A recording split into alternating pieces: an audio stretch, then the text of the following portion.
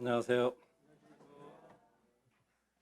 가만히 이렇게 보니까 그 대구 남부에 여러 이렇게 그 관계되신 분들이 참 많이 계시더라고요. 예, 오면서 들어보니까 울산에 계신 자매님의 언니도 계시고, 따님도 계시고, 사위도 계시고, 또 여기 보니까 그 옛날에 훈련원에서 이렇게 훈련 받으셨던 분들과 관계된 분들도 계시고, 그러니까 여러분들이 계셔요. 근데 이제 저는 개인적으로 아마 남부에는 처음 이렇게 온 것 같습니다. 그래서 이렇게 함께 와서 교제할 수 있는 이런 기회 주셔서 감사하고요. 사실은 오늘은 이제 저희들 울산 중부는 이제 야외 예배 및 소풍이에요. 근데 이제 제가 2달 전에 우리 신영님 전화 받고 그렇게 약속을 했기 때문에 제가 어떻게 할 수가 없어서 양해를 구하고 이렇게 왔습니다.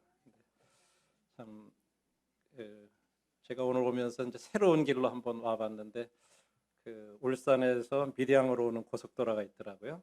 그래가지고 또 이 부산에서 대구로 이렇게 올라오는 고속도로 연결해서 오니까 진짜 빨리 오네요. 그 대구까지 1시간 저희 집에서 10분 걸리더라고요.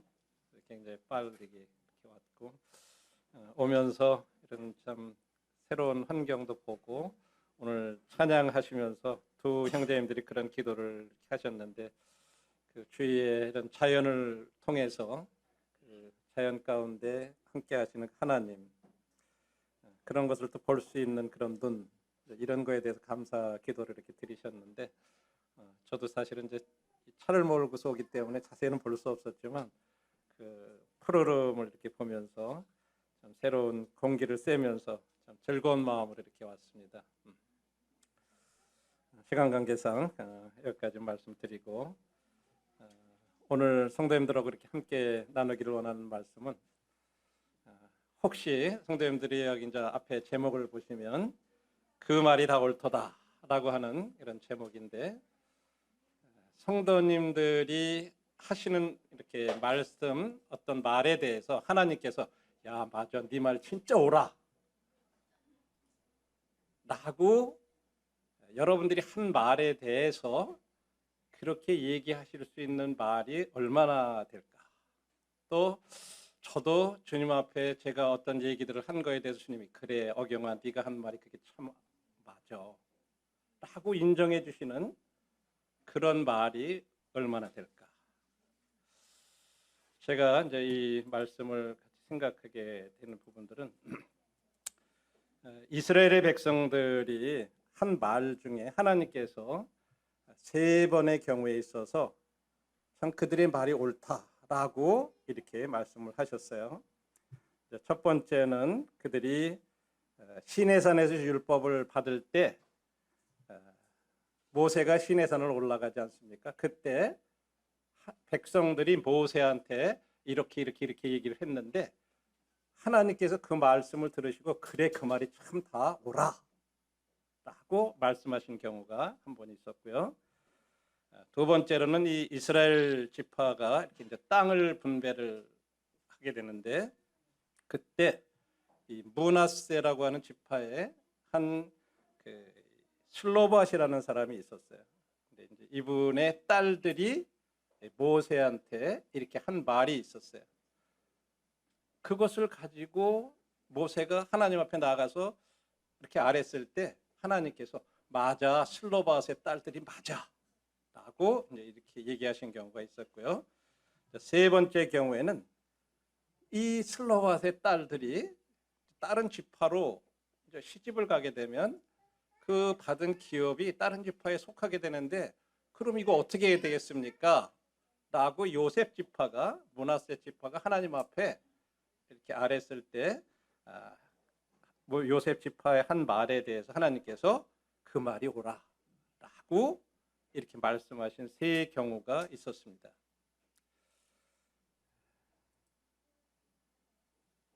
성도님들 하나님께서 사실 우리가 이제 이스라엘 백성들을 이렇게 딱 생각해 보면 이스라엘 백성들은 광야에서 10번이나 하나님 원망하고 시험하고 막 그래가지고 하나님이 책망하시고 막 그런 거 생각은 많이 나도 하나님께서 그들이 한 말이 옳다라고 이렇게 말씀하신 게 그렇게 얼른 생각이 많이 안 나요.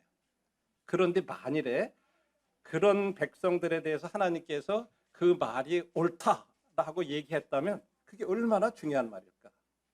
우리는 그렇게 생각할 수 있겠죠. 늘 불평하고 불만하고 막 하나님이 어디 계셔요? 막 그랬던 백성들이라고만 생각했는데 그들이 한 말이 옳은 말이면 얼마나 옳은 말인가? 우리 한번 그렇게 생각해 볼 수 있습니다. 자, 먼저 첫 번째로 우리 시내산에서 있었던 신명기 5장 26절부터 29절에서 그 말씀 한번 생각해 보겠습니다. 신명기 5장 26절부터 29절 본문을 먼저 읽겠습니다. 신명기 5장 26절부터 29절. 육신을 가진 자로서 우리처럼 살아계시는 하나님의 음성이 불 가운데서 바람을 듣고 생존한 자가 누구니까? 당신은 가까이 나가서 우리 하나님 여호와께서 하시는 말씀을 다 듣고 우리 하나님 여호와께서 당신에게 이르는 것을 다 우리에게 전하소서. 우리가 듣고 행하겠나이다 하였느니라. 여호와께서 너희가 내게 말할 때 너희가 말하는 소리를 들으신지라. 여호와께서 내게 이르시되 이 백성이 내게 말하는 그 말소리를 내가 들은즉 그 말이 다 옳도다. 이게 이제 첫 번째 말씀. 백성들이 이제 모세가 시내산에 이렇게 말씀을 받으러 올라갈 때 당신이 이렇게 해주십시오 하고 27절에 이런 말씀을 한 거에 대해서 하나님께서 그 27절의 말씀에 대해서 그 백성들이 너에게 말한 그 말소리를 내가 들어보니까 다 옳은 말이더라 라고 이렇게 말씀하셨다는 거예요. 다만 그들이 항상 이 같은 마음을 품어 나를 경외하며 내 모든 명을 지켜 그들과 그 자손이 영원히 복받기를 원한다. 이 말은 그래 그들의 말이 진짜 옳다. 그래서 그들이 항상 그와 같은 마음을 품어서 나를 경외해서 그들이 한 말대로 내 모든 명령을 지켜서 그들과 그 자손이 영원히 복받기를 내가 진짜 원한다. 하나님 이렇게 말씀하셨어요. 서두에 말씀드렸지만 하나님께서 이스라엘 백성이 말이 옳다고 하신 적이 그렇게 많지가 않으세요. 그런 하나님이 옳다고 하신 말이라면 그 말이 얼마나 중요한 말일까? 이거를 다시 말씀을 드리면서 본문을 이렇게 보도록 하겠습니다. 26절에 보니까 육신을 가진 자로서 우리처럼 살아계시는 하나님의 음성을 이라고 해서 우리를 가리켜서 뭐라고 말하냐면 육신을 가진 자라 이렇게 말씀하셨어요. 영어 성경에는 죽을 인생이라고 하는 이런 표현이 돼요. 육신을 가진 자라고 하는 의미가 죽을 인생, 죽을 수밖에 없는 그런 인생이, 그런데 하나님에 대해서는 뭐라고 얘기해요? 살아계시는 하나님이라고 이렇게 얘기해요. 우리 사람과 하나님을 비교해서 우리는 죽을 수밖에 없는 육신을 가질 인생인데 하나님은 죽지 아니하시는 영원하신 그런 살아계시는 사시는 하나님이라고 말씀을 하고 있어요. 이 사시는 하나님이라는 이 언급이 구약 성경에서 이곳에 처음 나오고 있어요. 사실 저희들이 이 배경에 대해서 신명기를 잘 말씀을 드리지 않았지만 하나님께서 지금 이 말씀을 하시는 것은 이스라엘이 출애굽해서 나와서 1세대들은 20세 이상 된 사람들 다 죽고 지금 모세가 하는 이 말은 그 20세 이하로서 태어난 2세대들에게 가나안 땅에 들어가기 직전에 지금 이 얘기를 하고 있는 거예요. 너희 조상들이 과거에 이렇게 시내산에서 하나님 앞에 말씀을 받을 때 모세를 통해서 이런 얘기를 했을 때 하나님께서 너희 조상들이 한 말이 진짜 옳다고 얘기를 하셨는데 이제 너희들도 다시 그걸 들어라. 너희들이 가나안 땅에 들어가서 어떻게 해야 될 것을 하나님께서 말씀해 주셨다. 자, 너희들 조상들은 지금 육신을 가진 죽을 인생으로 다 죽었다. 그러나 하나님은 살아계신 하나님으로서 여전히 죽지 아니하시는 그런 영원한 하나님께서 그분이 이제 너희들 조상들이 했던 그 얘기를 너희들도 듣고 너희들도 복을 누리기를 원하시는 거다라고 지금 얘기해 주시는 이 말씀은 오늘날 우리들에게도 주님이 하시는 말씀. 자, 우리 이제 그래서 첫 번째 옳다고 하신 말씀이 뭐라 그랬죠? 27절에 보면 첫 번째, 당신이 하나님 앞에 가까이 나가달라고 그랬어요. 이스라엘 백성들은요, 감히 자기들이 하나님 앞에 직접 나아갈 생각을 못했어요. 너무 두려워서. 거룩하신 하나님이라. 그러니까 모세한테 당신이 좀 하나님 앞에 가까이 대신 나가주세요. 이렇게. 하나님께 가까이 나가는 삶. 이거를 첫 번째, 가까이 나가는 거, 그거 하나님 옳다고 얘기하셔. 그래, 너희들 내게 가까이 오는 거, 그거 진짜 내가 원하는 거다. 그런데 구약 성경은 우리가 아는 대로 하나님 앞에 가까이 나가는 것은 아무나 나갈 수 없었던 거예요. 이 모세만이 가질 수 있는 특권이었어요. 출애굽기 20장 21절에 보면 백성은 멀리 서 있고 모세는 하나님이 계신 흑암으로 가까이 가니라, 이런 말씀이 있어요. 이게 이제 과거의 조상들이 시내산에서 있었던 일을 지금 얘기합니다. 감히 하나님 앞에 가까이 나가지를 못했어요. 모세만의 그런 특권이었죠. 또 한 가지는 이 레위 지파들에게만 허락된 그런 특권이었어요. 가까이 나가는 거. 이스라엘의 하나님이 민수기 16장 19절에 보면 이스라엘의 하나님이 이스라엘 회중에서 너희를 구별하여 자기에게 가까이 하게 하사 여호와의 성막에서 봉사하게 하시며 회중 앞에 서서 그들을 대신하여 섬기게 하심이 너희에게 작은 일이겠느냐. 사실 이 일은 이 레위 지파 중에 고라 자손들이 너희들만 하나님 앞에 그렇게 뭔가 하나님이 너희들하고만 얘기하시냐면서 반역을 일으켰을 때 이 하신 말씀이에요. 야, 너희 레위 지파 사람들아, 너희들 하나님께서 이 12지파 중에 너희들을 구별해가지고 하나님께 가까이 하게 하사 이 성막에서 봉사하게 하신 이 일도 얼마나 중요한데 제사장직까지 탐내냐? 이러시면서 이제 얘기하죠. 그래서 사실 하나님 앞에 가까이 나가는 삶은 모세라든지 레위 지파 이 제사장들에게만 허락됐던 그런 특권이었습니다. 그런데 오늘날 이런 잔재들이 일반 교계에도 이렇게 또 남아있고, 그래서 일부 성직자들만 이렇게 하나님 앞에 나아갈 수 있는 거라고 생각해가지고 뭐 가운 같은 걸 입고 감히 강단에는 함부로 올라갈 수도 없고 뭐 어떤 그런 것들이 남아있잖아요. 그런데 이런 것들은 다 그래서 뭐 앞에 성직자, 평신도 이런 구분들도 있고 이런 개념들은 다 구약의 이런 율법 하에서의 생각들이죠. 그러나 이제는 우리는 신약 시대 예수 그리스도를 통해서 우리 그리스도를 믿는 모든 사람들이 제사장으로서 하나님 앞에 나아갈 수 있다고 이렇게 말씀을 하고 있습니다. 우리가 이제 하나님 앞에 모두 나갈 수 있는 그런 특권을 가지고 있어요.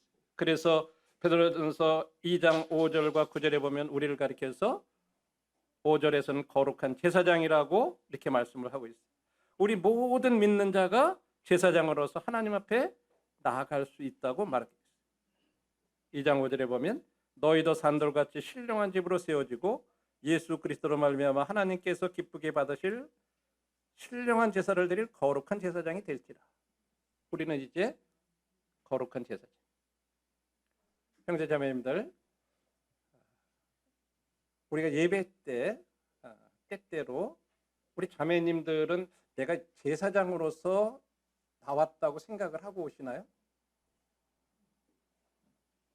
어떤 마음으로 예배 때 나오세요? 제사장으로서 하나님 앞에 나오시나요? 보통 우리 생각 속에는 자매님들의 경우에는 그냥 나가 예배 때 나와서 하나님 앞에 조용히 형제님들이 그냥 예배 드리면 거기에 아멘 하면 되지. 어떤 그런 생각으로 어떤 내가 제사장으로서 제사 드릴 준비를 해가지고 나온다는 이런 개념들이 없어요. 또 우리 형제님들 중에도 이 제사 드리는 이 예배 때는요, 뭐 장로 형님이나 좀 오래된 형님이나 이런 형님들이 감사에 동참하고 참여하고 어떤 그래서 만찬이라든지 이런 것 떡을 떼고 이렇게 감사하는 거에 대해서 이건 장로님들이 하는 거라는 어떤 그런 인식도 있어요. 장로님들이 제사장이라고 생각하는 거예요. 성경은 그렇게 얘기하고 있지 않아요. 구원받은 모든 형제 자매님들은 다 제사장. 그래서 자매님들도 그런 마음으로요, 이 예배에 임할 때 내가 제사장으로 나와서 그러면 자매님들은 공적으로 뭔가 이렇게 기도하고 찬양을 택하고 그러지는 못하잖아요. 그럴 때 참여님들도 하실 수 있어요. 방법들은. 예를 들어서 남편들이 믿는 남편들이면 참여님들이 형제님 제가 오늘 이런 찬양을 주님 앞에 좀 드리고 싶은데 택해 주실 수 있겠어요? 남편한테 부탁하시면 돼요. 남편이 믿지 않으시면 교회 장로님들에게도 부탁할 수 있어요. 또 자매님들이 진짜 감사하고 기도하고 싶은 마음 어떤 때 기도하시는 거 보면요. 자매님들 기도가 너무 은혜롭고 사실은요. 더 형제님들보다 잘하셔요. 저 그런 기도 많이 들어봐요. 진짜 가슴을 울리는 그런 기도들을 자매님들도 하세요. 근데 공적으로만 못하는 것뿐이에요. 그러면 적어서 형제님한테 드려서 형제님 오늘 기도 예배 때 이거 좀 한번 읽어주세요. 그 기도 읽어도 돼요. 그것도 기도예요. 주님이 받으시는 거예요. 그렇게 예배 드릴 수 있어요. 한번 그렇게 되면요 아마 우리 예배가 굉장히 풍성해질 거예요. 늘 그냥 어떻게 보면 누가 기도하면 저 형제님은 그 다음에 무슨 말 나올 거야. 이것까지도 다 아는 그런 기도가 나올 때가 있어요. 실제예요. 그러니까 우리 마음에 감동이 없고 늘 그냥 그런 기도가 이렇게 예배 때 드려지는 것처럼 생각하니까 예배가 점점 그렇게 되는 거예요. 한번 실제 주님 앞에서 우리가 거룩한 제사장이라고 그렇게 믿는다면 그렇게 실제 해보셔야 돼요. 그러면 예배가 진짜 달라질 거예요. 그런 거에 대해서 또 자유함들을 가지셔서 참여님들도 그렇게 하실 수 있는 것이 교회적으로 허락이 되고 그래서 남편이나 장로님들을 통해서 뭐 누구라고 밝히지 않더라도 그런 기도를 한번 드려보세요. 그럼 전체가 진짜 살아있는 예배가 될 거예요. 하나님은 우리들이 이런 제사장으로서 가까이 나오기를 원하신다는 거죠. 이거 기뻐하신다는 거예요. 그 말이 옳다고 하신 거예요. 두 번째로는 왕 같은 제사장이라고 9절에서 말씀하고 있죠. 너희는 택하신 족속이요 왕 같은 제사장들이라 그러면서 너희를 어두운 가운데서 불러내어 기이한 빛에 들어가게 하신 이 아름다운 덕을 선전하게 하려 하심이라. 두 번째로는 왕 같은 제사장으로서 아름다운 덕을 선전하는 그런 제사장.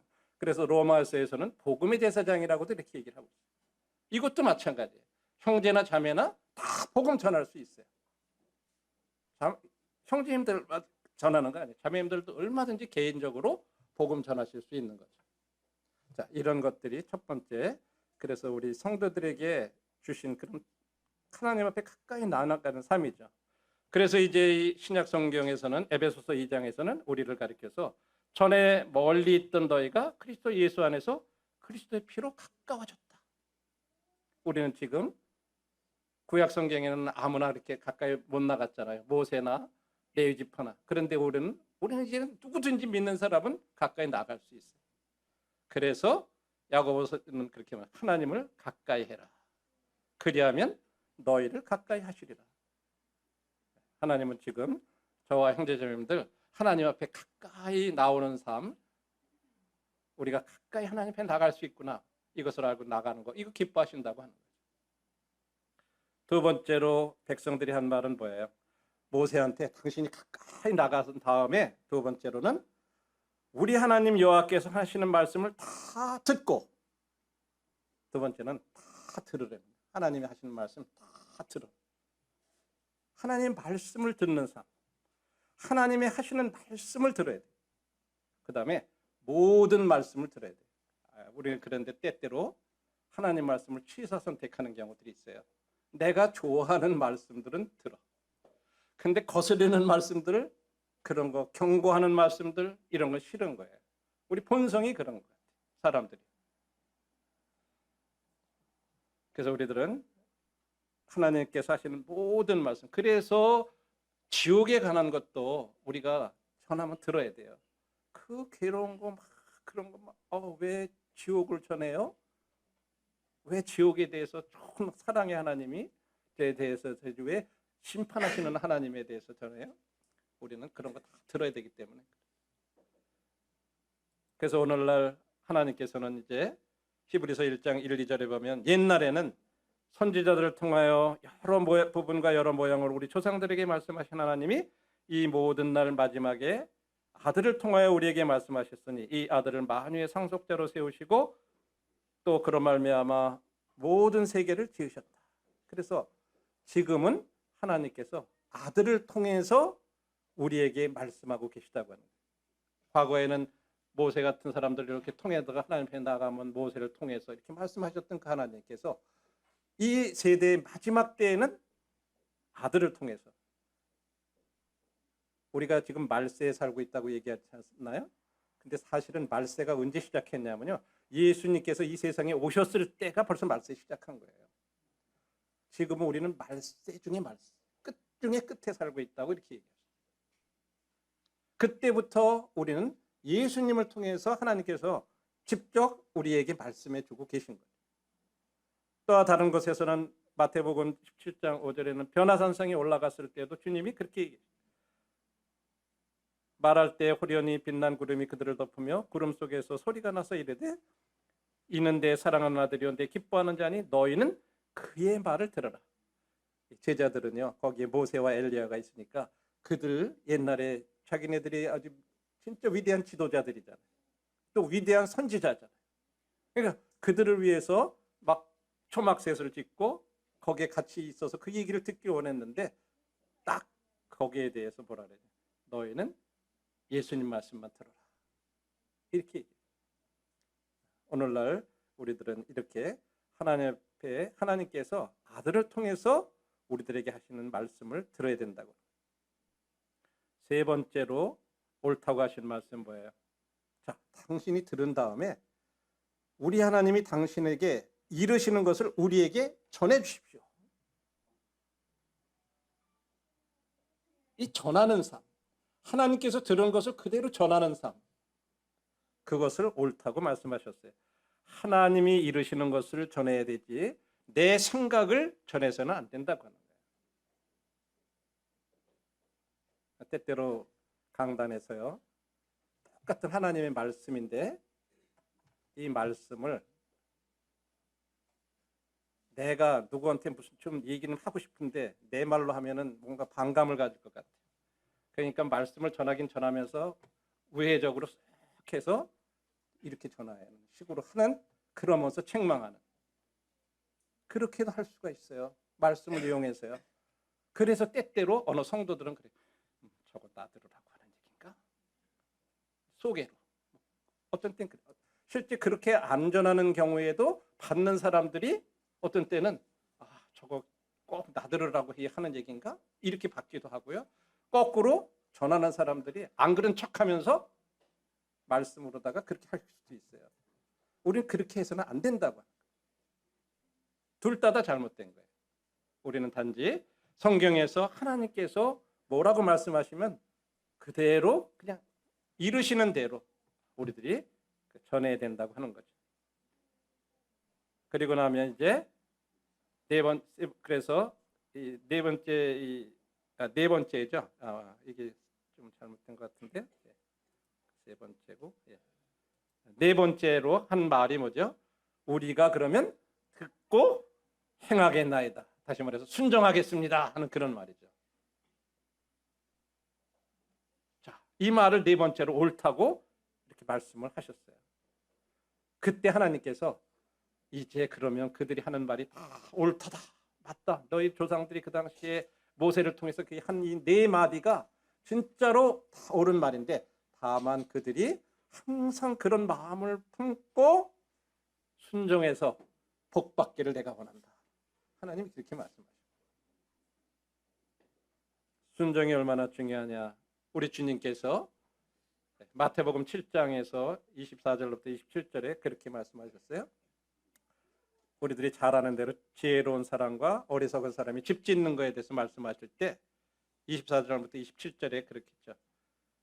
지혜로운 자와 어리석은 사람이 둘 다 같은 점은 뭐예요? 같은 말씀을 듣고 집을 짓고, 그런데 환경은 동일해요.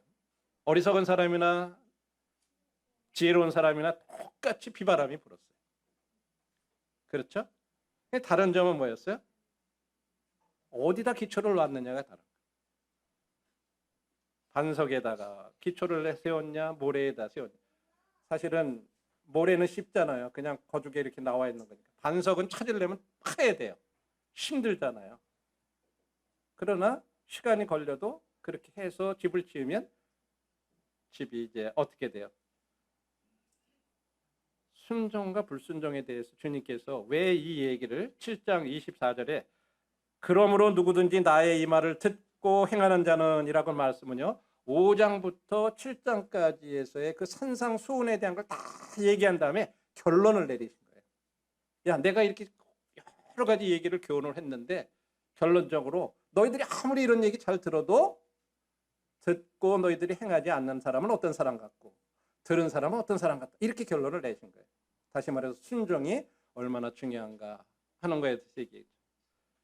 잘 듣고 순종하는 결과에 따라서 이처럼 하나님께서는 어떤 환경을 변화시켜 주겠다고 약속한 게 아니라 내가 말씀 잘 순종한다 그래서 어려움이 없다 그렇게 약속하시지 않았어요. 너가 말씀 잘 지키면 아무런 어려움이 없을 거야 그렇게 얘기 안 하셨어요. 너에게 똑같이 비바람이 불어. 그러나 내가 그것을 이길 수 있는 견딜 수 있는 그런 능력을 주겠다 라고 말씀하십니다. 우리 때때로 오해하는 것들이 그런 거죠. 내가 왜 주님 말씀대로 따르고 그랬는데 왜 나한테 이런 어려움이 있지? 우린 때로 그런 생각할 때가 있어요. 근데 가만히 보니까 그렇지 않은 성도들 있는데 그런 성도들 어떻게 보면 더 잘 되는 것도 같고 뭐 아프지도 않은 것 같고 그런데 왜 나는 주님 잘 믿고 따라가는 것 같은데 이렇게 아프기도 하고 뭐 이런 일도 오한도 있고 뭐 그럴까? 때때로는 그렇게 생각을 해요. 주님 그렇게 약속하시지 않았어요. 네가 나 잘 순종해도 비바람 똑같이 분다. 근데 감사한 거잖아요. 그런데 거기서 견딜 수 있고 이길 수 있는 믿음을 주셔서 감당할 수 있게 하시는 거예요. 그게 감사한 거죠. 순종이라는 것은 그래서 중요하다고 이렇게 주님께서 산상수훈 맨 마지막에 말씀하셨어요. 그래서 이처럼 그 옳다고 하신 말씀 네 가지를 우리들이 이제 요약을 해보면 하나님께 가까이 나가는 삶. 그래 맞아. 나한테 가까이 오는 거 그거 잘하는 거야. 그들이 모세한테 가까이 나가라는 그 말 맞아. 그리고 하나님의 음성을 우리들이 듣는 거. 그리고 그 들은 말씀을 순종하고 그 다음에 이제 우리들이 그 나가서 먼저 내 삶 속에 순종하고 전하는 삶. 이것을 하나님께서 우리에게 옳다고 말씀하시죠. 이 얘기 들어보니까 이거 얼마나 기본적인 거예요. 그렇죠? 이거 모르는 성도님들이 어디 있겠어요. 아주 기초적인 거잖아요. 그런데 중요한 건 하나님께서는요. 기본기가 중요하다고 말씀하시는 거예요. 뭐 이것저것 막 우리들이 많이 하고 막 바쁘고 막 그런 게 중요한 게 아니라 너가 진짜로 이런 기본적인 삶에 충실하라. 이게 너한테 진짜 중요한 거다. 그게 옳은 거야. 하나님이 보실 때. 그런데 우리들은 이런 아주 기본적인 건데도 불구하고 우리가 알아요. 다 아는데 못하는 거야.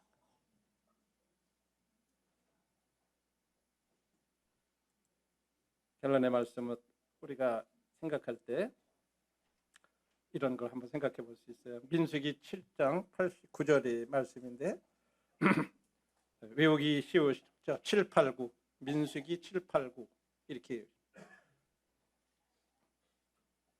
저희들이 형제자매님들이 경건의 시간 혹은 큐티라고 하는 것을 이렇게 하시잖아요. 근데 우리들이 왜 큐티를 하나요? 때로는요 큐티를 위한 큐티를 할 수가 있어요. 내가 오늘 성경 읽었어. 내가 오늘 기도했어. 라고 하는 어떤 그런 것으로 위안을 삼기 위한 큐티가 있어요. 근데 이 민수기 7장 89절의 말씀은 큐티에 대해서 어떻게 보면 가장 정확하게 정의를 해 내려준 그런 말씀이 아닌가 저는 그런 생각을 해봤어요. 지금 모세가 회막에 들어가서 여호와께 말하려 할 때에 모세가 회막에 들어간 이유는요. 하나님 앞에 말씀드리러 간 거예요. 이건 기도하는 거죠. 그렇죠? 그랬을 때 증거궤 위 속세소 위의 두 그룹 사이에서 자기에게 말씀하시는 목소리를 들었으니 이게 이제 중요한 거예요. 누구에게 하는 말을 들었느냐는 거예요. 나한테 하는 얘기를 들었느냐. 아침 큐티 시간에, 저녁 큐티 시간에, 점심 큐티 시간에 어떤 큐티라는 게 아침에만 해야 된다고 하는 건 없어요. 우리들의 환경이라든지 이런 것들은 다 다를 수 있어요. 뭐 잠자리 전에 할 수도 있어요. 중요한 거는 그날 나에게 주님이 하시는 말씀을 듣느냐. 단어 한 단어라도 괜찮아요. 한 구절이라도 괜찮아요. 그날 나에게 하는 말씀을 듣는 거. 그래서 막 많은 말씀을 읽으려고 노력하는 게 아니라 주님이 나한테 오늘 내가 어떻게 하기를 원하시나 하는 것을 매일같이 내 삶 속에서 계속해서 이렇게 해가는 거.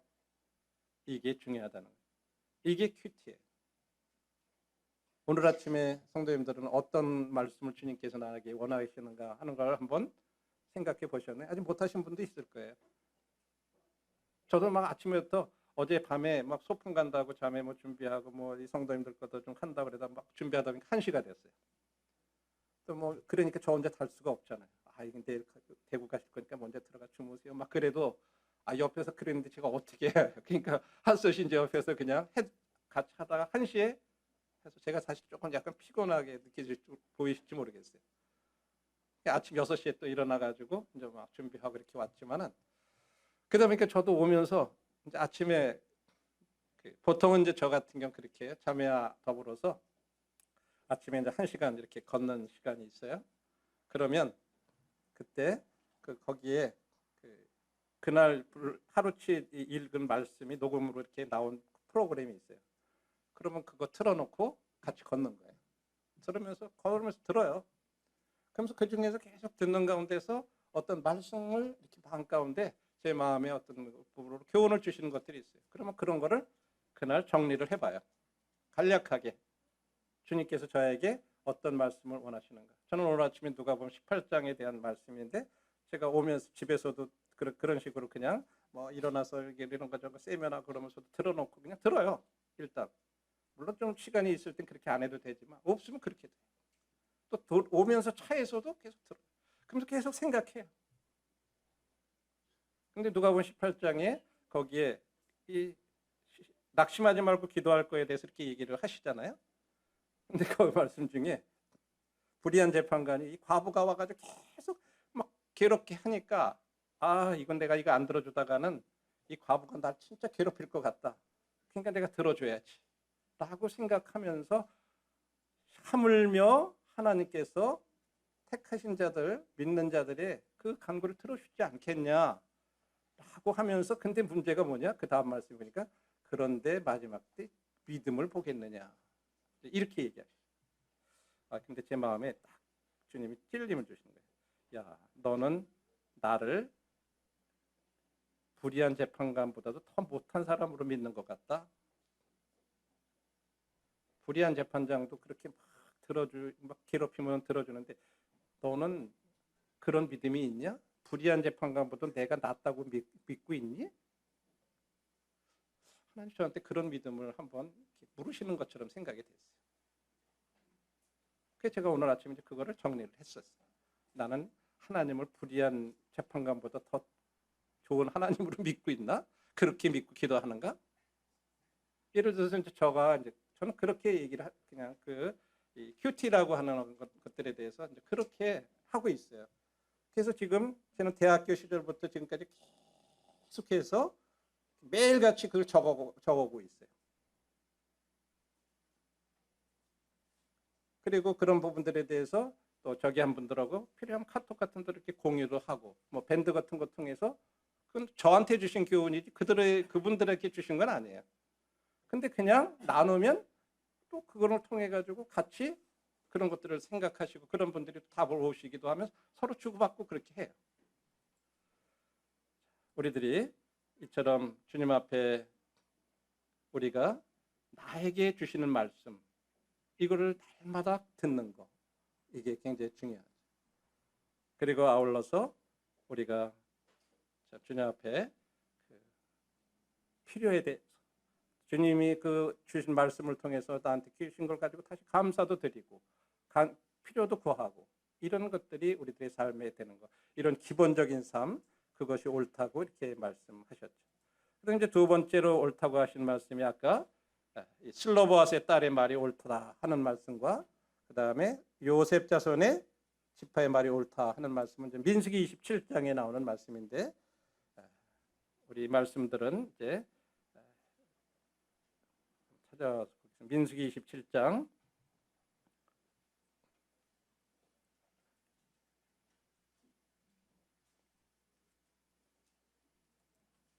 슬로바스의 딸들이 누군가요? 27장 1절부터 이렇게 보시면 요셉의 아들 므낫세 가족 므낫세의 아들 마길, 마길의 아들 길르앗, 길르앗의 아들 헤벨, 헤벨의 아들 슬로바앗이라고 이렇게 나와요. 그래서 슬로바앗이라는 사람은 므낫세의 지파의 한 사람인데 광야에서 이렇게 나오다가 그냥 그 20세 이상 된 사람들 다 죽을 때 죽었던 사람이에요. 근데 이 슬로바앗의 딸들에 대해서 5명의 이름이 성경에 그대로 기록되어 있어요. 여러분들이 아시는 대로 이스라엘 백성들은 여자들을 족보에 기록을 안 해요. 잘 거의 드물어요. 근데 하나님 말씀 가운데 진짜로 이들의 이름이 기록돼 가지고 영원토록 남아 있어요. 아마 우리가 여기 성경에 이 딸들의 이름이 기록 안 돼 있으면 우리가 뭐 슬로바앗이라는 사람도 모를 뿐만 아니라 딸들의 이름을 더군다나 어떻게 알겠어요. 근데 이들의 이름이 영원토록 기록돼 있다고 하는 거, 이 딸들이 어떤 요청을 했죠? 27장 3절 4절에 보시면 우리 아버지가 광야에서 죽었으나 여호와를 거스려 모인 고라무리에 들지 아니하고 자기 죄에 죽었고 아들이 없나이다. 어찌하여 아들이 없다고 우리 아버지의 이름이 우리 그 가족 중에서 삭제되리이까? 우리 아버지의 형제 중에서 우리에게 기업을 주소서 하매. 이 딸들이 우리 이 기업을 나누는데 이제 아들이 없어. 딸들만 있는 거예요. 그러니까 그러면은 기업을 이제 거기서 그냥 이름이 끊기지 않느냐. 그러면서 우리에게 기업을 달라 그랬어요. 왜 이 딸들이 요청을 이 기업을 달라 그랬냐 그랬을 때 우리 아버지의 이름이 삭제되는 거예요. 여러분, 이들의 동기가요, 어떤 유산 같은 거 물려받기 위한 그런 동기가 아니에요. 아버지의 슬로바앗이라는 우리 아버지의 이름이 이 사라지는 거, 이거에 대해서 그러고 그 딸들의 마음 가운데 그게 안타까웠던 거예요. 오늘날 우리들은 부모들한테 재산 같은 거 받을 때 부모 돌아가시니까 부모 이름 생각하고 그래요. 어떻게든지 땅 조금이라도 더 그냥 내가 받으려고 그냥 자식들 간에도 그냥 막 아웅다웅하고 좋았던 이 어떤 자녀들 관계들도 돌아가시고 나서 재산 분배하다가 막 파탄 나요. 왜? 자기들이 그런 거 차지하는 데만 마음에 있지 뭐 부모들의 이름이라든지 이런 거 상관 안 해요. 근데 이 딸들은 그랬다는 거죠. 아버지의 이름이 사라지는 그런 것이 안타까워요. 그래서 그들이 기업을 요청했다고 하는 거죠. 그 결과 이제 모세가 그 내용을 어떻게 해야 될지 몰라서 하나님 앞에 물어요. 왜? 그런 거 지시받은 적이 없었으니까. 그러니까 하나님 앞에 그 문제를 가지고 나갔을 때 하나님께서 모세에게 하신 말씀이 이제 27장 7절 슬로바앗의 딸들의 말이 옳다. 그러니까 그들에게 기업을 줘라, 나눠줘라. 이래서 그때부터요 이스라엘에는요 새로운 기업에 대한 새로운 법이 시작이 됐어요. 이 슬로바앗의 딸들 때문에. 그래서 첫 번째로 아들이 없으면 딸한테 기업 줘라. 두 번째, 딸도 없어. 그러면 그 형제에게 기업을 줘라. 형제도 없어. 그러면 사촌에게 기업을 줘라. 사촌도 없어. 그럼 가장 가까운 친족에게 기업을 줘라. 이게 이스라엘 백성들에게 생겨난 그런 기업에 대한 새로운 법의 시작이에요. 여러분들이 룻기서에서 보아스하고 룻하고 관계 가운데 기업 물을 자라고 하는 그런 내용 잘 아시잖아요. 거기에서 가까운 친척이라든지 그걸 물어서 더 가까운 친척이 있어서 물었는데 그 친척이 나는 안 하겠다. 그래서 보아스가 기업을 이어받잖아요. 바로 이런 게 거기서 나온 거예요. 슬로바앗의 딸들. 그러니까 진짜 이 슬로바앗의 딸들이 이기적인 것이 아니라 순수한 동기에서 아버지의 이름을 생각했을 때 그걸 통해 가지고 이스라엘 백성에게 이런 놀라운 하나의 제도가 생겨났던 거예요. 자, 그런데 이런 문제가 이제 그들이 기업은 받았어요.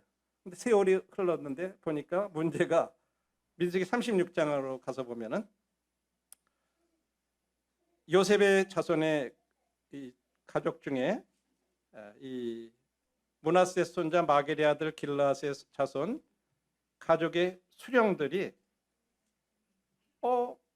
이 기업을 받은 슬로밧의 딸들이 다른 지파로 시집을 가게 되면 이제 50년이 되는 이스라엘 배후에는 그런 게 있어요. 50년이 되면 그 기업이 다른 지파로 넘어가 버리게 돼요. 그러면 어떻게 돼요? 자기네들 이 요셉 지파, 므낫세 지파 거기에서 기업이 빠지는 거예요. 자꾸 줄어드는 거예요. 그럼 이거 어떻게 해야 됩니까? 그랬을 때 그것을 가지고 하나님 앞에 나가서 또 물은 거예요. 모세가 여호와의 말씀으로 이스라엘에게 명하여 가로되 요셉 지파의 말이 옳다. 요셉 지파가 한 말이 어떤 말이에요?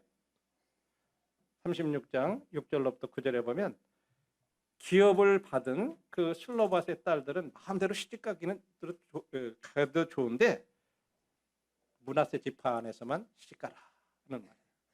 다른 지파로 시집가지 말라는 거예요.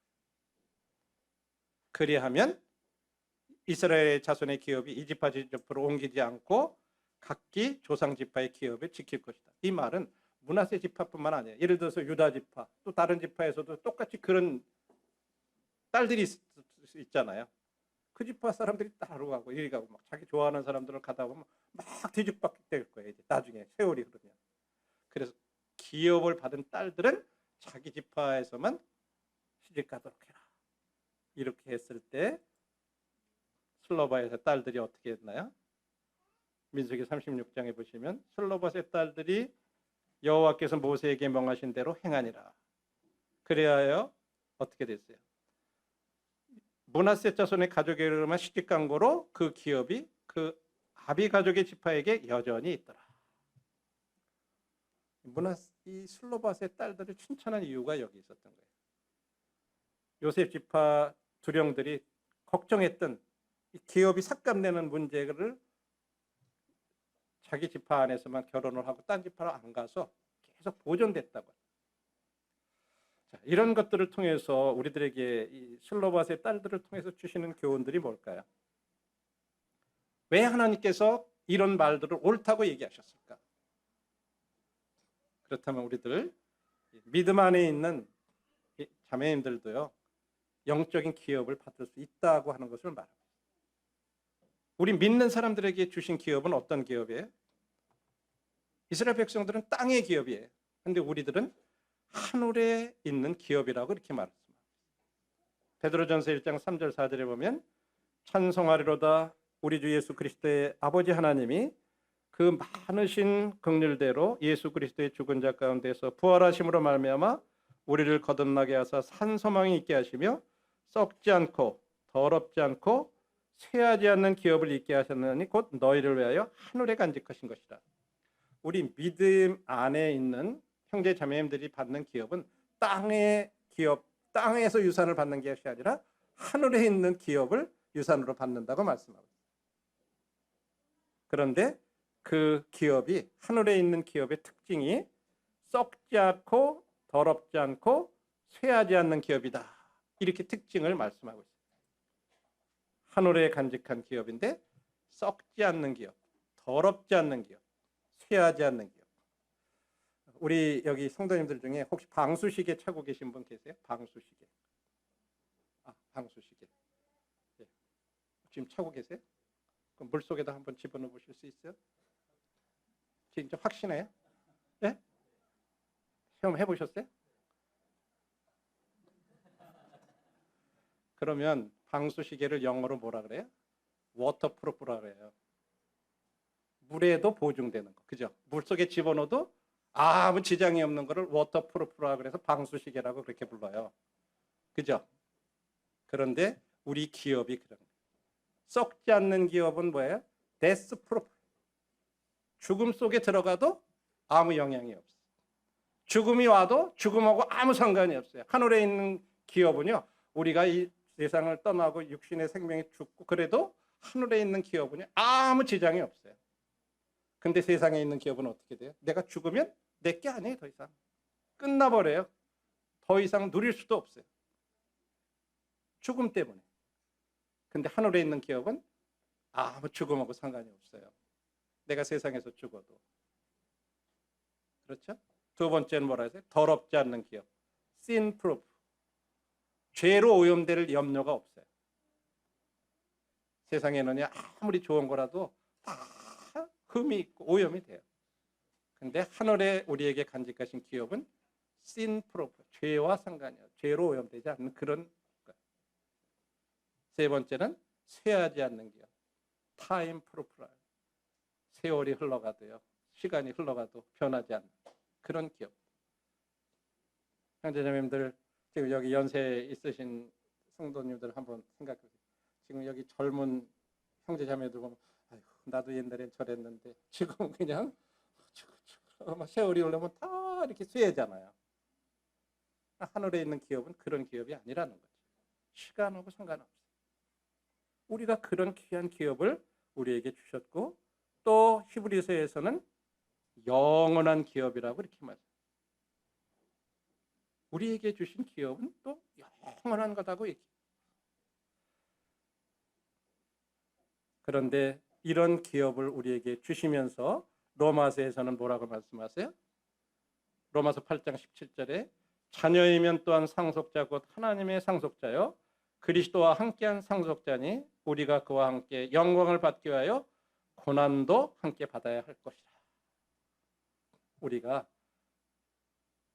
하늘의 그런 같은 놀라운 기업들을 나중에 우리들이 받을 건데 이 세상에 사는 날 동안에는 우리들에게는 고난도 함께 받는다.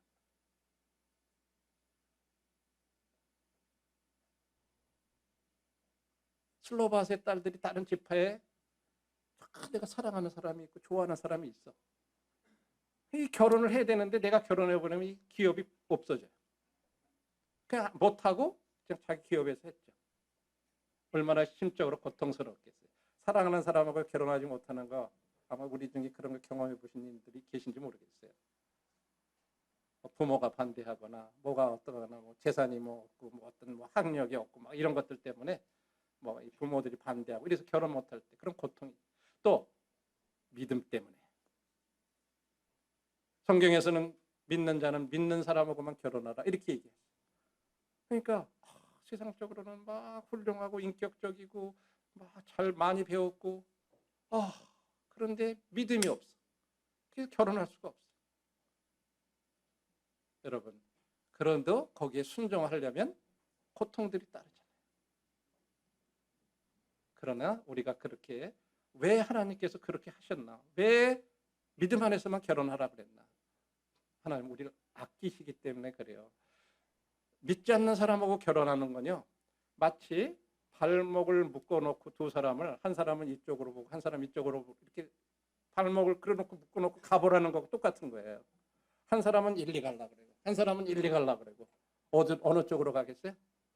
평생 그냥 막 왔다 갔다 그러다가 얼마나 괴로워. 하나님 그거를 믿음을 가진 사람들이 그렇게 살아가길 원치 않으시는 거예요.